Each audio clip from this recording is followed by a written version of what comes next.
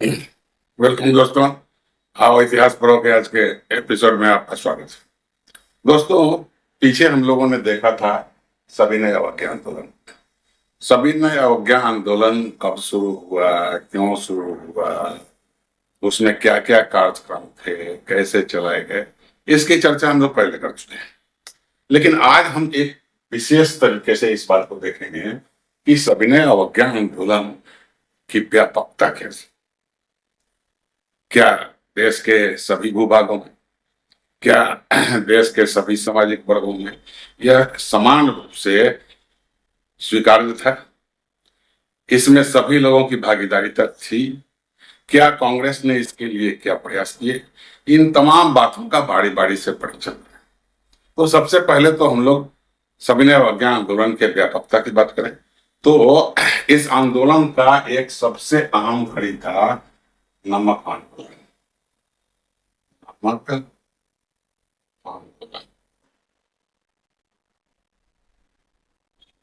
आप लोग नमक आंदोलन को डांडी मार्च बोलो, नमक मार्च बोलो, द साल्ट मार्च बोलो, चलिए एक ही बात है। तो गांधी जी के नेतृत्व में साबरमती से शुरू होकर दांडी तक एक यात्रा निकालने की कोशिश हुई। गांधी जी ने पहले इसकी सूचना भी दे दी थी, पत्र लिखकर सूचना दे दी थी कि हम आपके नमक कानून को नहीं मानते हैं, हम इसका उल्लंघन करेंगे, हम अपने समर्थकों के साथ साबरमती आश्रम से चलेंगे और 10 किलोमीटर की दर से प्रतिदिन चलते हुए 24 दिनों में हम दांडी पहुंचेंगे, वहां नमक बनेंगे। अब ब्रिटिश सरकार इस बात से बड़ा असमंजस में है।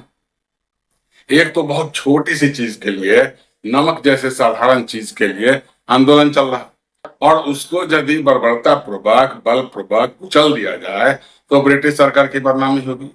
और इंग्लैंड में भी कुछ ऐसे लोग थे मानवाधिकार की बात करने वाले, तो वो भी नाराज हो जाएंगे। तो ब्रिटिश सरकार ने यह फैसला लिया कि चलो भाई, इनके एक चुटकी नमक बनाने से देश को न तो स्वराज मिलने वाला है, न पूर्ण स्वाधीनता मिलने वाली है, चलो इसे करने दो।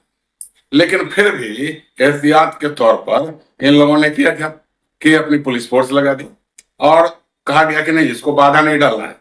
गांधी जी को या आंदोलनकारियों को, नमक यात्रा में भाग लेने वाले लोगों को गिरफ्तार या किसी तरह से प्रताड़ित नहीं करना है, लेकिन पहली मौका की खोज में जरूर रहना है। जैसे ये लोग कोई ऐसा काम करें जिससे अंग्रेजों को यह साधन मिल सके, एक एक्सक्यूज मिल सके, एक बहाना मिल सके कि नहीं भाई, हम तो कुछ नहीं कर रहे थे, लेकिन ये लोग खुद, इन्होंने अनुशासन को तोड़ा है, तोड़ फोड़ किया है, किसी तरह की हिंसात्मक कार्रवाई की है, इसलिए हम लोगों ने किया है, तो ये पूरी फोर्स लगे। अब दूसरी तरफ क्या होता है कि अंतरराष्ट्रीय मीडिया, अंतरराष्ट्रीय मीडिया इसको कवर करना शुरू कर दी। अब मीडिया का मतलब जैसा आप लोग ये टीवी चैनल्स को, सोशल मीडिया को, ऐसा तो कुछ था नहीं उस समय, प्रिंट अखबार थे। तो ये अखबार के लोग, और इसमें केवल अपने देश के अखबार नहीं, कई देशों के अखबार, अमेरिकी के अखबारों ने तो काफी बढ़ा चढ़ा कर इसे किया। अब इनकी पूरे दुनिया में चर्चा होने लगी, अमेरिका में चर्चा होने लगी, यूरोप के कई देशों में, ब्रिटेन में अखबारों में छपने लगे, फ्रांस में छपने लगे, तमाम देशों में ये खबर छपने लगी। यानी यह एक घटना, यह एक भारतीय आंदोलन एक अंतर्राष्ट्रीय स्वरूप, तो इसी को तो हम व्यापकता कहेंगे।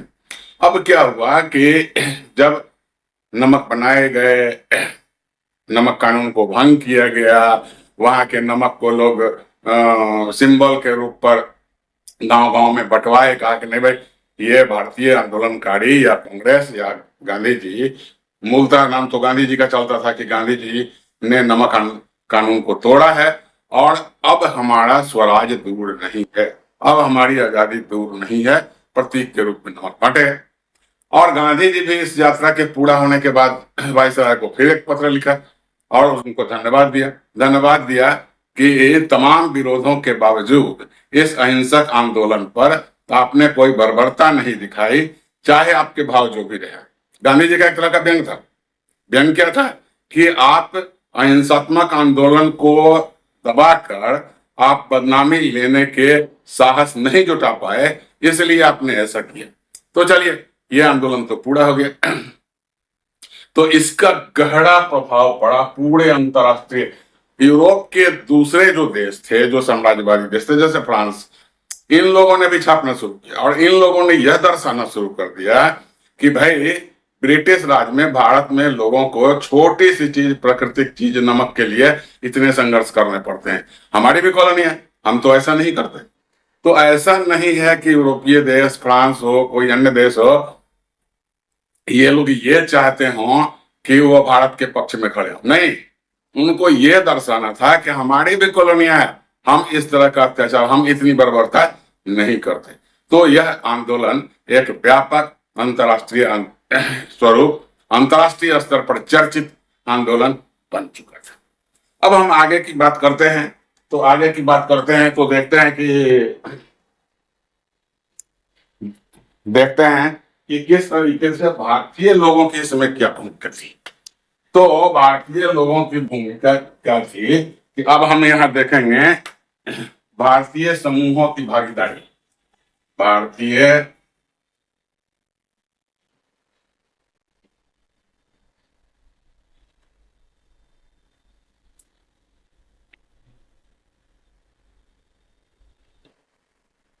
समूहों की भागीदारी, भारतीय समूहों की भागीदारी, इसी पर तो किसी भी आंदोलन का, किसी कार्यक्रम के सफलता असफलता निर्भर करता है। जब उस देश के लोग, जब विभिन्न समुदायों के लोग, विभिन्न क्षेत्रों में रहने वाले लोग, विभिन्न पेशा में काम करने वाले लोग खुलकर किसी ऐसे आंदोलन में अगर अपनी भागीदारी सुनिश्चित करेंगे तो उसकी सफलता की संभावनाएं आसमान छूने लगेगी। लेकिन यदि इनके मन में कोई संकोच है या खुलकर भाग लेना नहीं चाहते हैं, डरते हैं, या कोई और बात है, तो इसकी सफलता में तो संदेह होगी। तो यहाँ एक यही काम होने लगा। काम क्या होने लगा कि भाई ये जब भी कोई इस तरह के आंदोलन में समूह जब भाग लेंगे तो समूह वाले क्या करें। सबसे पहले तो देखते हैं, यह बात सोचते हैं कि इस तरह के आंदोलन से, इस तरह के कार्यक्रम से हमारे क्या लाभ होने वाले हैं।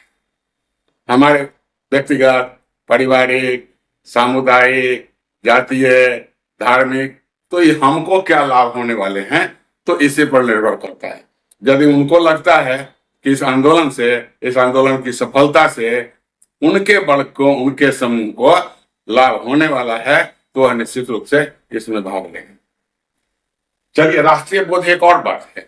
राष्ट्रीय बोध तो होगा, लेकिन उसके बाद भी तौलते हैं कि भैया ये राष्ट्रीय कल्याण की बात है, उसके लिए हम कितना कर सकते हैं, लेकिन इसका अच्छे परिणाम या बुरे परिणाम हमारे जीवन पर किस तरीके से पड़ने वाला है, हम उसकी भी बात करते हैं। तो सबसे पहले तो बात करें हम किसानों की। किसानों को लगता था कि इस स्वराज आंदोलन से, इस सविनय अवज्ञा आंदोलन से, जिसने अब अपना लक्ष्य अलग ही घोषित कर दिया था, पूर्ण स्वाधीनता का लक्ष्य घोषित कर दिया था, उन्हें लगा कि अगर यह सवाल होता है तो क्या हो जाएगा कि हमको दो चीजें मिल जाएगी। एक तो कर से मुक्ति मिल जाएगी, कर से मुक्ति मिल जाएगी, और दूसरा क्या होगा, जमींदारों के अत्याचार से, जमींदारों के अत्याचार से मुक्ति मिल जाएगी। तो इन लोगों का भागीदारी अच्छी खासी थी, ये जमकर इसमें भाग ले रहे थे। अरे बंगाल के मिदनापुर जिला और गुजरात के खेड़ा जिला, इस पूरे सविनय आंदोलन के द्वारा इन दो जिला के किसानों ने एक पैसा भी कर का भुगतान नहीं किया। तो इतनी बड़ी भागीदारी थी इनकी। अन्य जगह भी लोग कर देना बंद कर दिए थे, लेकिन चलिए कुछ लोग ऐसे थे, चलो जाने दो, दे देते हैं, या पता नहीं क्या होगा। इनके साथ, इनका और सविनय अवज्ञा आंदोलन के साथ उनकी सिंपैथी, उनका जुड़ाव, उनका नैतिक समर्थन सब कुछ है, लेकिन फिर भी तो ये हो रहा था। अब खास करके दो किसानों की बात करना यहाँ बहुत जरूरी हो जाती है। एक तो गुजरात के पाटीदार किसान, बड़ी खेती करते थे, औद्योगिक फसलों की खेती करते थे और अच्छा खासा पैसा भी कमाते थे। इनकी दशा अन्य जगह के किसानों से अच्छी थी। और दूसरे हरियाणा उत्तर प्रदेश के जाट किसान। तो ये भी उसी तरह, लेकिन यहाँ जो इस सविनय अवज्ञा आंदोलन के दौरान जो आर्थिक जो क्रंच हुआ, आर्थिक मंदी आई, उस मंदी में इनकी हालत खराब हुई। तो वो भी चाहते थे कि भाई अगर हमें आजादी मिले, अगर हमें स्वराज मिले, तो क्या होगा कि जो भूमि पर किराया लिए हैं उसका किराया कम कर दिया जाए तो हमें लाभ होने वाला है। तो ये लोग तो जुड़े। अब दूसरा आते हैं हम किसकी बात करें, भारतीय समूहों में ही किसानों के बाद हम बात करते हैं वनवासियों की। वनवासियों, तो ये वनवासी क्या है? ये जल जमीन जंगल, जल जमीन और जंगल, जंगल पर अपना अधिकार चाहते हैं कि निर्बाध तरीके से बिना किसी रोक टोक के इन तीनों पर हमारा अधिकार हो।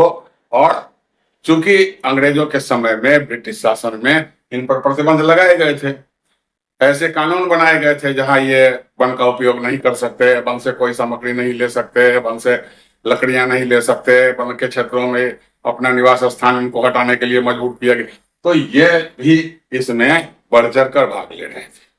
तो चलिए, ये वनवासी तो थे ही, तो किसान आ गए, वनवासी आ गए। अब आते हैं हम बगानों की बात करें, तो बगानों के लोग भी इसमें, बगानों के लोग भी मुक्ति चाहते थे। किससे ये मुक्ति चाहते हैं?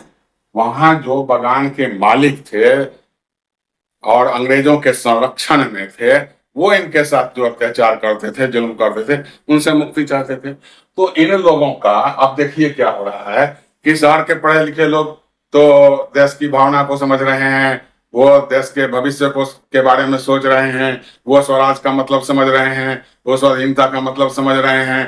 तो वो पढ़े लिखे लोग तो इसमें शामिल थे ही, उनके साथ किसान, वनवासी, बगान के कर्मचारी, ये सारे लोग जुड़ते गए। तो यह तो व्यापक तो होती गई, लेकिन ऐसा नहीं था कि सभी लोग इसमें शामिल ही हों। अब क्या हुआ कि देश में क्या हुआ कि कांग्रेस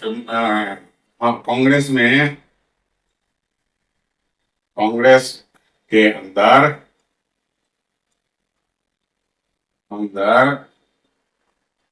हिंदूवादी नेताओं का उदय हुआ। उदय हो जाते हैं। अब ये जो हिंदूवादी नेता का उदय होता है, साथ साथ क्या होती है, हिंदुओं ने भी अपने एक अलग राजनीतिक संगठन बना लिया है, हिंदू महासभा के नाम से, ये आगे बढ़ते जा रहे हैं। तो इस घटना को देखते हुए भारतीय मुसलमानों में एक चिंता है, कहा कि भाई अगर कांग्रेस के नेतृत्व में अगर कुछ होता भी है, अगर देश स्वराज को प्राप्त करता है या आजादी को प्राप्त करता है, तो उसमें मुसलमानों की दशा क्या होगी, उनको क्या मिलेगा। तो इसलिए उनके मन में, और मुस्लिम लीग अलग से काम कर ही रही थी, वह तो कांग्रेस के पैरेलल अपने आप को खड़ा करने की कोशिश कर रही थी। तो इसलिए मुसलमानों का साथ कम ही मिला। अब चलिए देखते हैं दूसरे में हम दलितों की बात करें। तो ये दलित जो हैं, जिसको आप हरिजन कहो, दलित कहो, दलित, ये दलित क्या था कि इनकी भी एक संस्था चल रही थी, अम्बेडकर साहब इसके लिए काम कर रहे थे। तो इनकी दशा, सामाजिक दशा, आर्थिक दशा, जो भी शैक्षिक दशा, ये और इनको अब भाषणों से काम चलने वाला नहीं था। भाषणों से कहना नहीं नहीं नहीं, सभी लोग बराबर हैं भाई, उसके साथ भी दया का भाव करो, करुणा का भाव करो। ये अब अंबेडकर के नेतृत्व में दलितों की स्पष्ट मांग थी, राजनीतिक मांग थी। कहा कि भाई जब आप हमको हिंदू मानते हो, हिंदुओं के साथ गिनते हो, और जब कांग्रेस का पॉपुलैरिटी ग्राफ जब दिखाना होता है तो कहते हो कि देखो भाई इतने % हिंदू हैं और सारे हमारे साथ हैं, लेकिन हिंदू होने के बावजूद हिंदू के धार्मिक कार्यक्रमों में हमारा प्रवेश वर्जित क्यों, हमको मंदिरों में प्रवेश क्यों नहीं दिया जाता, हमको जो जल के स्रोत हैं, सामूहिक स्रोत हैं, तालाबों में, कुओं में, पहले पानी तो कुआं से ही लेते थे पीने का, तो कुआं बना हुआ था, वो रिजर्व कुआं था कि भाई इस कुआं से कोई दलित छुआछूत की व्यवस्था चरम पर थी। तो ये दलित भी सशंकित थे कि भाई हमारा क्या होगा। तो इसलिए यहाँ इनके मन में भी शंका है। और कांग्रेस की असमंजस क्या है कि यदि वह खुलकर दलितों के पक्ष में, दलितों के मांगों के साथ खड़ी हो जाए तो जो हिंदूवादी संगठन थे उनका समर्थन घट जाएगा, वो रुक जाएगा। इसलिए वो ऐसा नहीं चाहते। यहाँ मुस्लिमों के साथ भी यही बात थी कि अगर मुसलमानों के पक्ष में कांग्रेस खड़ा हो जाए तो हिंदू नाराज, हिंदू से अलग हो जाए। हिंदुओं के पक्ष में अगर खड़ी रहे तो मुसलमानों के मन में आशंका है। तो ये आशंकाएं उनके मन में है और इसलिए वो भाग नहीं लेने में नहीं लेते थे, ऐसा तो नहीं है, लेते थे, लेकिन उनके मन में एक संकोच था। लोगों को यह चिंता थी कि आखिर इन चीजों का हल क्या होगा। तो इस तरीके से अब हम आते हैं कि ये जो कांग्रेस के मन में जो असमंजस थे, हिंदुओं का साथ दें, अच्छा किसानों के मामले में अगर वो खुलकर किसानों की मांग, देखिए उस समय क्या हो रहा था, दुनिया की घटनाएं भी कहीं ना कहीं प्रभावित तो करती ही है। तो दुनिया की कौन सी घटना प्रभावित कर रही थी, उधर रूस की क्रांति हो रही थी। और रूस में हुआ क्या था, जमींदारों की जमीनें छीनकर आपने भूमिहीनों में बांटने की व्यवस्था कर दी। कहा कि नहीं भाई सबको बराबर लाभ मिलना चाहिए। अगर आप यहाँ पर किसानों की उस तरह की मांग, आप कहें कि नहीं भाई ये कर नहीं देगा, हम कर मुक्ति ही चाहते हैं, कर की व्यवस्था ही खत्म कर देना चाहते हैं, तो जमींदार नाराज हो जाएंगे। तो अच्छा औद्योगिक मजदूर हैं, अब औद्योगिक मजदूर हैं वो काम करते हैं, तो काम करते हैं तो उनकी जो मांगे हैं, अगर खुलकर आप रूस की तरह या किसी कम्युनिस्ट देश की तरह अगर मजदूरों के साथ खड़े होते हो तो जो ये हमारे पूंजीपति हैं, जो उद्योगपति हैं, उनके वो आपस हो जाएंगे। तो कांग्रेस इन चीजों से असमंजस में है और धीरे धीरे फूंक फूंक कर कदम बढ़ा रही है। गांधी जी ने हरिजनों के दलितों के बारे में कहा नहीं नहीं ये हरिजन, हरिजन मतलब क्या, सन ऑफ द गॉड, ईश्वर की संतान है। क्या किया, खुद महिला साहब शुरू कर, नहीं भाई ये जो महिला एक व्यक्ति से, एक जाति विशेष से, एक तरह के लोगों से करना ये अपराध है, देखो हम खुद करते हैं, सब लोग कर सकते हैं, इसमें कोई बड़ी बात नहीं है, बुरी बात नहीं है। तो इस तरीके से इस आंदोलन की जहां व्यापकता थी वहीं पर क्या थी कि कांग्रेस के साथ कुछ दुर्बलताएं थी और इन्हीं दुर्बलताओं के कारण ये बहुत तेजी से आगे नहीं बढ़ सके। अब हम लोग लास्ट में एक बात करते हैं कि आंदोलन समाप्त कैसे, समाप्त, तो समाप्ति की बात जब करें तो पहले के वीडियोज में, पहले के चैप्टर्स में हमने देखा कि भाई असहयोग आंदोलन चला था, तो वो तो गांधी जी ने चौड़ी चौड़ा खंड पर बंद का ही घोषणा कर। यहाँ भी उस वैसा तो नहीं था, लेकिन कुछ न कुछ उससे मिलता जुलता जरूर था। क्या हुआ कि गोलमेज सम्मेलन के दौरान, गोलमेज सम्मेलन के दौरान क्या हुआ, जब गांधी की वार्ता आई तो इसको क्या कर दिया, स्थगित। किसको स्थगित किया, स्थगित कर दिया सविनय अवज्ञा आंदोलन को। अब लोग जब स्थगित हो गया तो लोग अपने नॉर्मल लाइफ की तरफ लौटना शुरू हो गए। अब जब यह गोलमेज सम्मेलन असफल हो गया, गांधी जी ने इसका बाइकाट कर दिया। बाइकाट करने के बाद जब आ गए तो कहा कि फिर से शुरू करेंगे। अब लोगों के मन में संकोच है, यार रोज शुरू होता है रोज बंद होता है, उससे भी पंगा मोल लो और इधर भी कुछ आगे नहीं होने वाला। तो यह धीरे धीरे मतलब क्या कहें कि अपने आप बार बार बंद होना शुरू होना, बंद होना शुरू होना, इस कंफ्यूजन में यह सविनय अवज्ञा आंदोलन।